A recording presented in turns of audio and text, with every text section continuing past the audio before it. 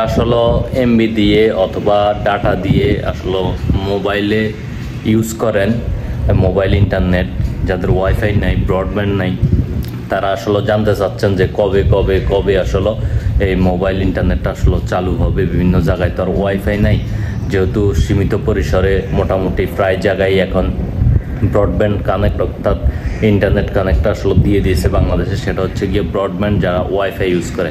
এখন সব জায়গায় তো আর ওয়াইফাই নেই। এখন যাদের কাছে ওয়াইফাই নাই তারা তো আসলে মোবাইলের ডাটা কিনে এমবি দিয়ে ইউজ করে। এখন তারা আসলে জানতে চাচ্ছে যে কবে আসলে এই মোবাইল ডাটা দিয়ে ইউজ করা যাবে আসলে এই ইন্টারনেট।